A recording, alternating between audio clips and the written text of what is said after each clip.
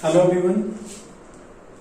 आज हम constitution development में भारत के संवैधानिक विकास में चार्टर एक्ट 1853 1853 और भारत सरकार अधिनियम 1858 के बारे में बताएंगे। तो सबसे पहले हम आते हैं चार्टर एक्ट 1853 के बारे में। ये जो चार्टर एक्ट है, ये जो चार्टर एक्ट है, इसमें पहली बार कार्यपालिका को न्यायपालिका से अलग किया गया, क्योंकि अभी तक जो गवर्नर जनरल और उसकी जो कार्यकारिणी थी, यही ब्रिटिश भारतीय क्षेत्र के लिए विधि बनाती थी और उसी को लागू भी करती थी। लेकिन इस अधिनियम में यह कहा गया कि अब विधि बनाने के लिए एक विधान परिषद का गठन किया जाएगा, यानी कि पहली बार इस चार्टर के द्वारा कार्यपालिका और न्यायपालिका के पृथक्करण का सिद्धांत दिया गया और यह कहा गया कि विधि निर्माण के लिए एक विधान परिषद का क्या किया जाएगा, गठन किया जाएगा।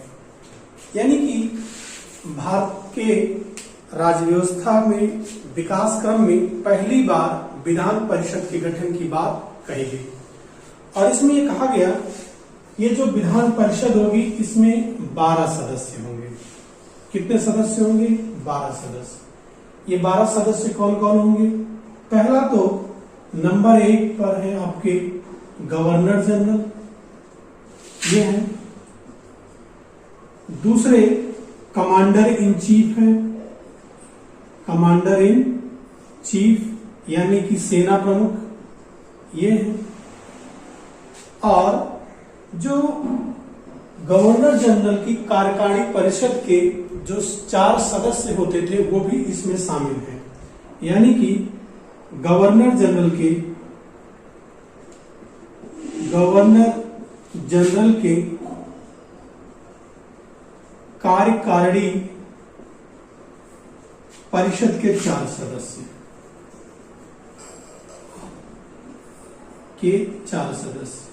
ये हो गए, यानी कि टोटल मिलाकर के कुल कितने हो गए? 6 यहां से आ गए। और फिर बाकी के जो 6 बचे, ये कहा गया कि जो बंगाल का जो मुख्य न्यायाधीश हैं वो ये होंगे और जो सुप्रीम कोर्ट है, सुप्रीम कोर्ट के कोई भी एक न्यायाधीश, सुप्रीम कोर्ट के कोई भी एक न्यायाधीश इसमें क्या होंगे? शामिल होंगे। फिर उसके बाद कहा गया कि जो बंगाल प्रांत है, मद्रास प्रांत है, बंबई प्रांत है और पश्चिमोत्तर सीमा प्रांत जो है, ये 4 जो प्रांत हैं, इनसे एक प्रतिनिधियों को क्या किया जाएगा? ये जो विधान परिषद बन रही है इसमें क्या किया जाएगा? शामिल किया जाएगा। यानी कि जो 12 सदस्य हुए वो इस तरह से ये जो विधान परिषद थी इसमें क्या किए गए? शामिल किए गए। और जो अभी तक गवर्नर जनरल की कार्यकारिणी में जो विधि सदस्य थे, ये कहा गया था, इसके पहले वाले एक्ट में बताए थे, यानी कि जब कानून बनेगा तो उस समय गवर्नर जनरल की कार्यकारिणी में एक विधि सदस्य की क्या होगी? नियुक्ति होगी। लेकिन अब इस एक्ट में, चार्टर एक्ट 1853 में कहा गया कि ये जो विधि सदस्य है कार्यकारिणी में, अब इससे क्या कर दिया जा रहा है? परमानेंट कर दिया जा रहा है। स्थायी रूप से गवर्नर जनरल की कार्यकारिणी में एक विधि सदस्य की क्या की गई? नियुक्त की गई। दूसरी चीज, एक और परिवर्तन किया गया कि जो बोर्ड ऑफ डायरेक्टर्स थे, जिनकी संख्या 24 थी, उसे घटा करके ये जो बोर्ड ऑफ डायरेक्टर्स थे, इनकी जो संख्या अभी 24 होती थी उसे घटा करके इस एक्ट के द्वारा 18 कर दी गई। अभी कहा गया कि बोर्ड ऑफ डायरेक्टर की संख्या क्या होगी, 18 होगी। एक और चीज जो सबसे इंपॉर्टेंट इसमें की गई, ये कहा गया कि ये जो कंपनी के जो कर्मचारी हैं, इनकी नियुक्ति के लिए प्रतियोगी परीक्षा का आयोजन किया जाएगा। जो ईस्ट इंडिया कंपनी के जो कर्मचारी हैं, इनकी नियुक्ति का आधार अभी कहा गया कि अब कंपनी के डायरेक्टर नहीं करेंगे, इनकी नियुक्ति जो की जाएगी उसके लिए एक प्रतियोगी परीक्षा का क्या किया जाएगा, आयोजन किया जाएगा। यानी कि अब आप देख रहे हैं कि ये जो बोर्ड ऑफ डायरेक्टर्स हैं, अब इनके धीरे धीरे अधिकार को या कंपनी के डायरेक्टरों के जो अधिकार थे धीरे धीरे क्या क्या किए जा रहे हैं, खत्म किए जा रहे हैं।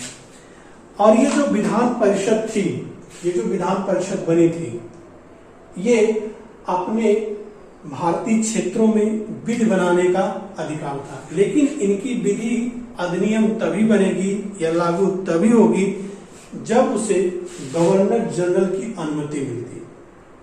जब गवर्नर जनरल अनुमति दे देता तभी विधान परिषद के द्वारा विधि अधिनियम बनती है। दूसरी चीज ये भी थी कि विधान परिषद यदि किसी अधिनियम को पारित कर दे और गवर्नर जनरल को यह अधिकार था कि उस पर वह वीटो कर सकता था, यानी कि उसे उस विधि को गवर्नर जनरल को रोकने का क्या था, अधिकार था।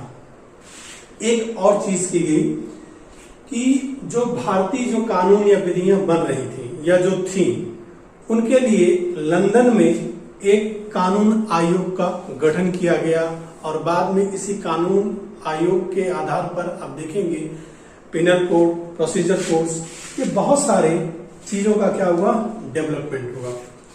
तो ये मुख्य बातें रही। पहली चीज याद रखिएगा, दो बातें इसमें जो पूछी जाती हैं कि किस अधिनियम के द्वारा कार्यपालिका को विधायिका से पृथककरण किया गया, पहली चीज।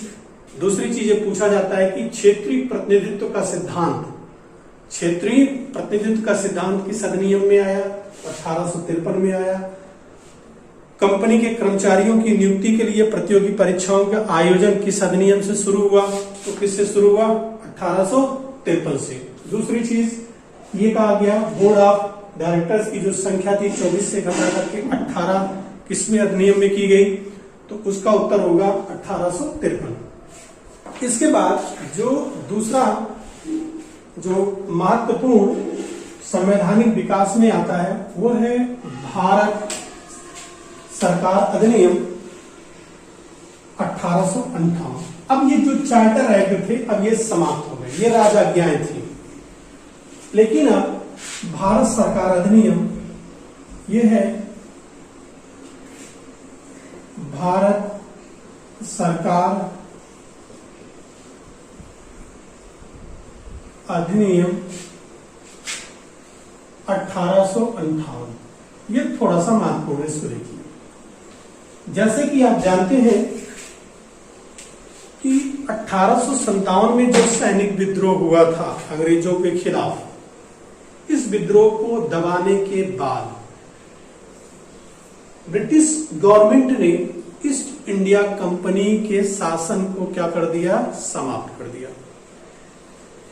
ईस्ट इंडिया कंपनी का जो शासन था भारत में, उसे क्या कर दिया गया, समाप्त करके अब भारत शासन को या भारतीय क्षेत्र को ब्रिटिश क्राउन के अधीन कर दिया गया। यानी कि कंपनी शासन अगर पूछा जाए कि कंपनी शासन किस अधिनियम के तहत समाप्त किया गया, तो आप कहेंगे भारत सरकार अधिनियम 1858।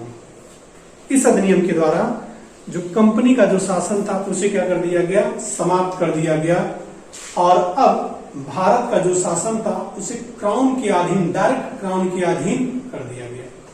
अभी तक जो गवर्नर जनरल होते थे, अब गवर्नर जनरल के लिए वायसराय शब्द का प्रयोग किया गया।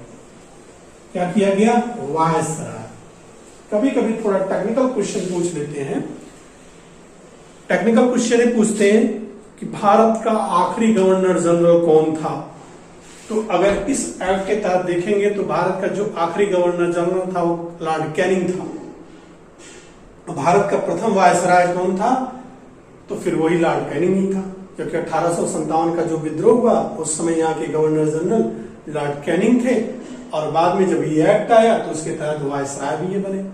वायसराय का मतलब होता है प्रतिनिधि, यानी कि अब ये जो गवर्नर जनरल यहाँ जो थे जिनको वायसराय कहा गया, अब ये राजा के क्या हो गए, प्रतिनिधि हो गए। पहले जो गवर्नर जनरल थे वो कंपनी के द्वारा, ईस्ट इंडिया कंपनी के द्वारा उनकी नियुक्ति होती थी, उनकी सहमति से, ब्रिटेन के महाराजा की सहमति से कंपनी उनकी क्या करती थी, नियुक्ति करती थी। लेकिन अब ये जो वायसराय थे ये राजा के प्रतिनिधि थे, अब इनकी नियुक्ति कौन करेगा, राजा करेगा। ब्रिटेन का क्या करेगा, राजा करेगा। एक और चीज इसके तहत की गई कि अभी तक जो कंपनी को चलाने के लिए जो द्वैध शासन था, कंपनी पर नियंत्रण के लिए आपसे बताया था पिट्स इंडिया एक्ट के तहत बोर्ड ऑफ कंट्रोल का गठन किया गया था। ब्रिटेन में बोर्ड ऑफ कंट्रोल का क्या किया गया था, गठन किया गया था पिट्स इंडिया एक्ट के तहत। अब इसे इस अधिनियम के द्वारा बोर्ड ऑफ कंट्रोल को क्या कर दिया गया, समाप्त कर दिया गया। एक चीज और, जो कंपनी थी उसको चलाने के लिए बोर्ड ऑफ डायरेक्टर्स का गठन किया गया था। बोर्ड ऑफ डायरेक्टर्स थे। अब ये जो बोर्ड ऑफ डायरेक्टर्स थे इनको भी क्या कर दिया गया, खत्म कर दिया गया। यानी कि ये जो द्वैध व्यवस्था थी, ये दोनों संस्थाएं थी, ये पूछा जाता है board of control, board of directors को किस अधिनियम के द्वारा खत्म किया गया, तो भारत सरकार अधिनियम 1858 के द्वारा ये जो दो संस्थाएं थी इन दोनों संस्थाओं को क्या कर दिया गया, खत्म कर दिया गया। अब जब दो संस्थाएं खत्म हो गई हैं और अब भारतीय क्षेत्र का जो शासन प्रशासन था वो ब्रिटिश गवर्नमेंट के अधीन आ गया, तो यानी कि अब इसे देखने के लिए ब्रिटिश सरकार का कोई आदमी नियुक्त किया जाएगा। यानी कि भारतीय क्षेत्रों के संचालन के लिए अब एक नए पद का क्या किया गया, गठन किया गया, जिसे कहा गया भारत सचिव। यानी कि अब भारतीय क्षेत्रों को देखने के लिए एक भारत सचिव का क्या किया गया, गठन किया गया। ये जो भारत सचिव है ये ब्रिटिश सरकार का ये मंत्री, ये ब्रिटिश सरकार का क्या होता था, इसको ब्रिटिश सरकार के मंत्री का क्या था, ये पद प्राप्त था। और ये जो भारत सचिव होता था यह ब्रिटिश सरकार के प्रति क्या होता था, उत्तरदायी होता था। यानी कि अब भारत का संचालन जो था, जिसके अधीन था, उसकी जो देख रेख करता था वो कौन था, भारत सचिव था। अब ये भारत सचिव की क्या की गई, नियुक्ति की गई और ये अपनी रिपोर्ट संसद में देते थे। लेकिन भारत का प्रशासन इतना आसान नहीं था और इसे चलाने के लिए एक 15 सदस्यीय परिषद का क्या किया गया, गठन किया गया। ये 15 सदस्यीय भारत सचिव को सहायता देने के लिए 15 सदस्य की एक परिषद का क्या किया गया, गठन किया गया। और इस 15 सदस्यीय परिषद में ये कहा गया कि इसके जो 8 सदस्य होंगे, ये 8 सदस्य जो होंगे वो ब्रिटिश के राजा के द्वारा नियुक्त होंगे। यानी कि इनकी नियुक्ति कौन करेगा, ब्रिटिश राजा, यानी कि क्राउन के तहत नियुक्त होंगे। और ये जो 7 सदस्य हैं, इनकी जो नियुक्ति होगी वो कंपनी के जो डायरेक्टर्स हैं, अभी कंपनी को सहूलियत दी जा रही है तो भैया आपको भी कुछ अधिकार है, क्योंकि भारतीय क्षेत्रों को अधिग्रहित करने में आप ही लोग तो थे। यानी कि 7 सदस्यों की जो नियुक्ति होगी वो ये कहा गया कि ईस्ट इंडिया कंपनी के जो डायरेक्टर्स हैं 7 सदस्य, वो क्या करेंगे, उनकी ये नियुक्ति करेंगे। और एक चीज ये कहा गया कि इन 15 सदस्यों में से कम 9 सदस्य ऐसे होंगे जिन्हें भारत में काम करने का कम से कम 10 वर्ष का अनुभव होगा। ये कहा गया कि ये जो 15 सदस्य हैं इन्हें कम से कम भारत में, इनमें 9 सदस्यों को कम से कम भारत में 10 साल काम करने का क्या होगा, अनुभव होगा। भैया लंदन में बैठे हैं तो जहां पर ये शासन करने के लिए बनाए गए हैं तो कम से कम उसके संबंध में तो कुछ जानकारी या कुछ अनुभव तो होना चाहिए। इसीलिए रखी गई शर्त कि इस 15 सदस्य में से कम 9 सदस्यों को भारत में काम करने का 10 साल का क्या होना चाहिए, अनुभव होना चाहिए। यह जो भारत सचिव और उसकी 15 सदस्यीय परिषद थी, इसी को होम काउंसिल, होम गवर्नमेंट के नाम से जाना गया। भारत सरकार या गृह सरकार के नाम से इसे भारत सचिव और 15 सदस्यीय जो परिषद थी, इसी को गृह सरकार के नाम से क्या किया गया, जाना गया। ये जो 15 सदस्य थे, इनको जो हटाने का जो अधिकार था वो क्राउन के पास था। एक बार पूछा गया था कि भारत सचिव को सहायता देने के लिए जो 15 परिषद सदस्यों का गठन किया गया था, उनको हटाने का अधिकार किसके पास था, तो इनको हटाने का जो अधिकार था वो क्राउन के पास था। दूसरी चीज, कोई भी निर्णय लिया जाता तो बहुमत से लिया जाता, यानी कि भारत सचिव अकेले किसी चीज पर निर्णय नहीं ले सकते थे। इन्हें निर्णय लेने के लिए क्या था, बहुमत का क्या था, अधिकार था। दूसरा, जो भारत सचिव थे, इन्हें अपने हर साल कामों की जो रिपोर्ट थी, जो भारत के संबंध में जो काम काज थे, उन्हें हर साल में अपनी रिपोर्ट ब्रिटिश सरकार को, ब्रिटिश संसद के पटल पर ये रखते थे। यानी कि जो कार्यकाज है, भारत के संबंध में जो बातें हैं, उसकी वार्षिक रिपोर्ट ये ब्रिटेन के संसद पटल पर क्या करते थे, रखते थे। एक और बात,